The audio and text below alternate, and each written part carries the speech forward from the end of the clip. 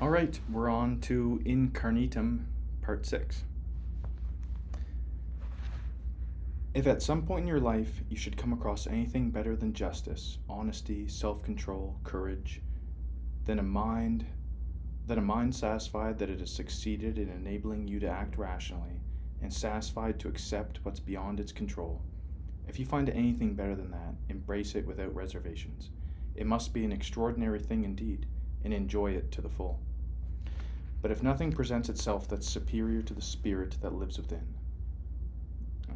the one that has subordinated individual desires to itself, that discriminates among impressions, that is broken free of physical temptations, as Socrates used to say, and subordinated itself to the gods, and looks out for human beings' welfare, if you find that there's nothing more important or valuable than that, then don't make room for anything but it, for anything that might lead you astray, tempt you off the road, and leave you unable to devote yourself completely to achieving the goodness that is uniquely yours.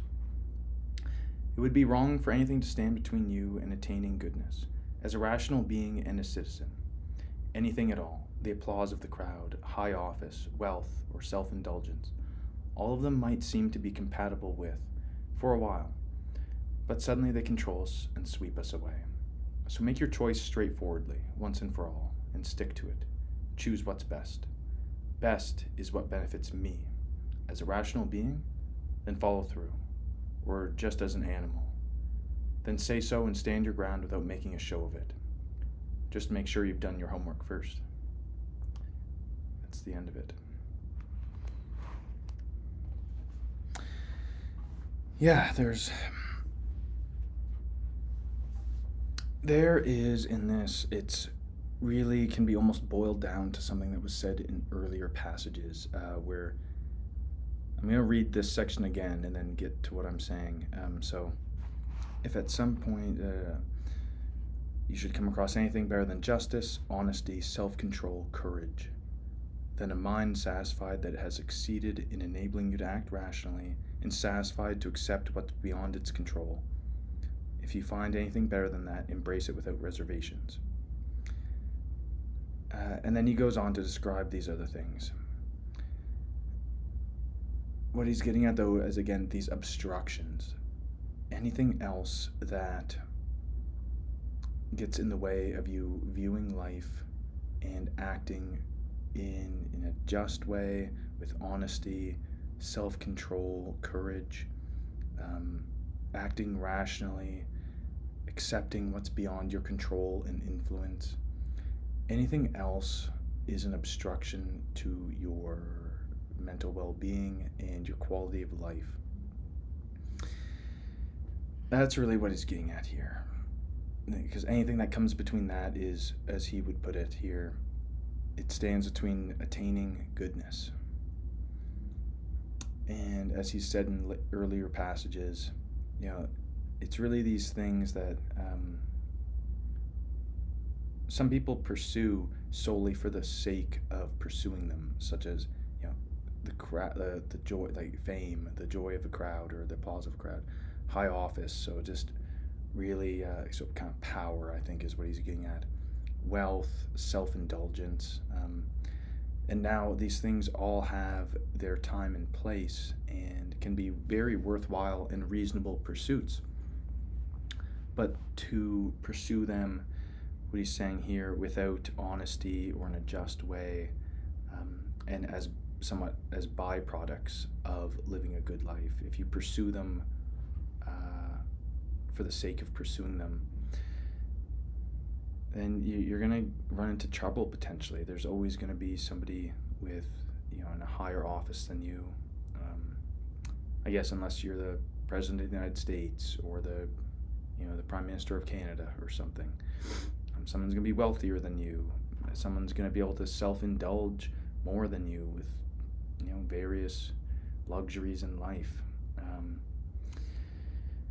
And to pursue them just for the sake of pursuing those things, it's not going to satisfy you at the end of the day. It might mask certain, it's going to mask certain feelings of self-worth and, really symbolize and seem great, probably for quite a while. It could be a short-lived thing, or could be quite a while. But eventually, when you don't have the capacity to appreciate these things anymore, prime ministers and presidents leave office eventually. Wealth transfers to the next, or your body or mind are unable to take advantage of the assets and luxuries wealth has brought you. And then you're just going to be left with yourself. And if you haven't worked on yourself that whole time, you might have a rough last few moments as you're contemplating your life and the meaning of it and what you did and provided. And now, in saying that though, you might reflect back very fondly on these things. But what he's getting at though is, if you pursue them solely, and when they're gone, then you're going to look, just kind of everything that made up your identity is going to be gone with it. And that's not a very fun place to be, I don't think. I don't know if I've fully experienced that personally, but I could only imagine what it'd be like to not have a sense of the self and what brings meaning to my life. I'd feel lost, sad, angry, perhaps at the time I spent not figuring that out.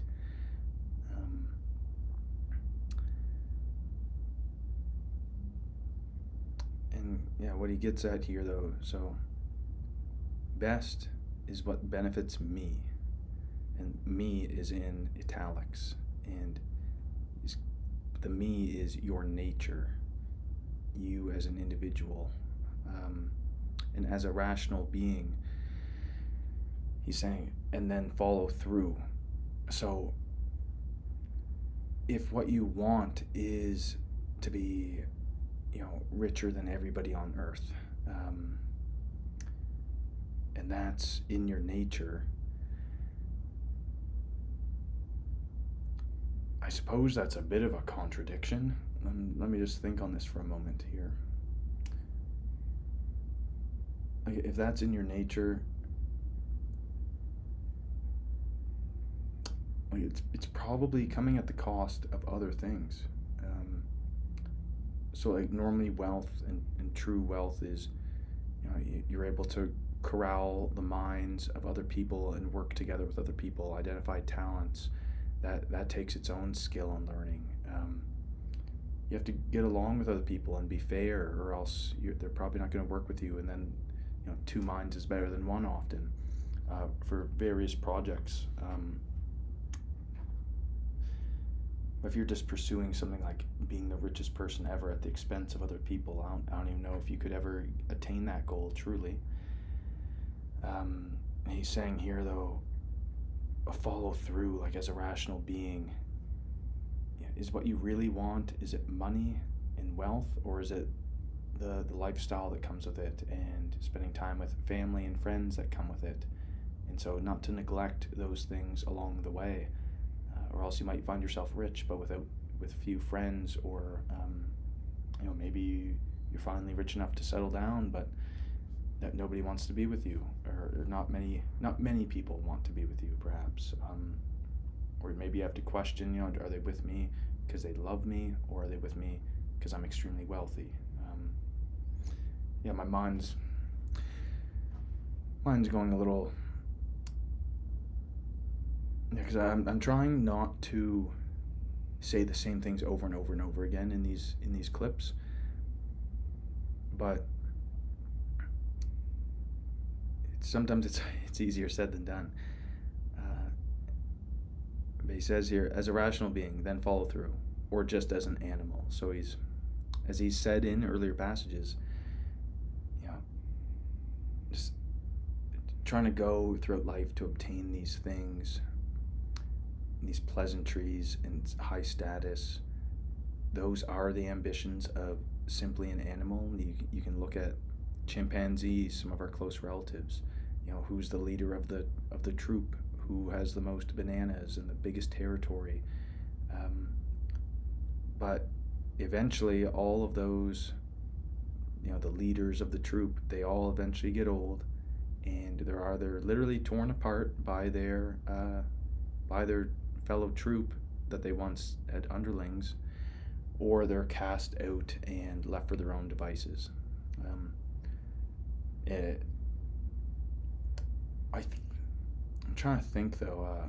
I'm not a primate biologist or expert by any means, but I do think I've seen studies where certain gorillas or chimpanzees, leaders that were more exhibited traits like fairness, when they found something to eat, and more equality and sharing aspects. I want to say that they stayed leaders longer, or were perhaps not ousted so strongly, or at all, perhaps, when their reign came to an end. But you can see there, though, that just pursuing these things don't often have a great end. They can look great and be great for a long time, but nothing's infinitely satisfying.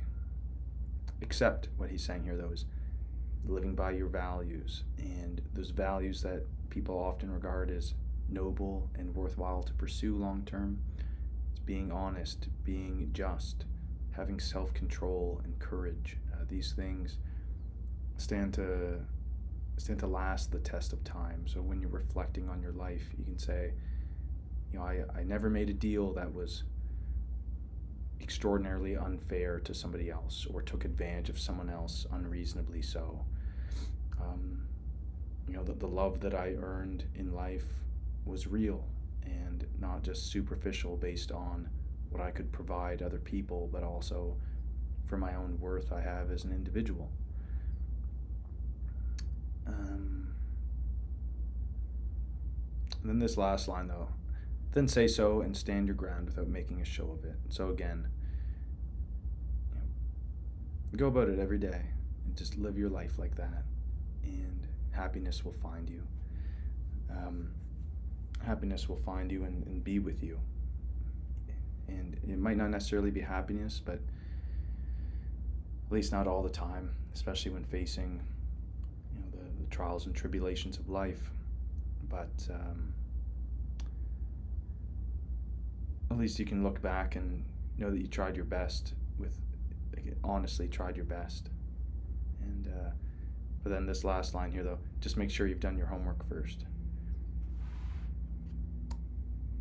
I think he's getting at, make sure you know yourself, and know, again, in past passages, acting with intention, understanding your nature. That's the homework he's talking about. So I suppose, coming full circle here, if someone does just want to be the wealthiest person in their community or the most powerful person, and they know themselves to do that, and that's what they want, and they know deep down that's what they want, I guess all the power to them to do that. But perhaps it won't last as long, I think, is what he's also saying on the other side of the coin. It's better to pursue those other things I've already reiterated several times, so I won't bore you. Thanks for listening.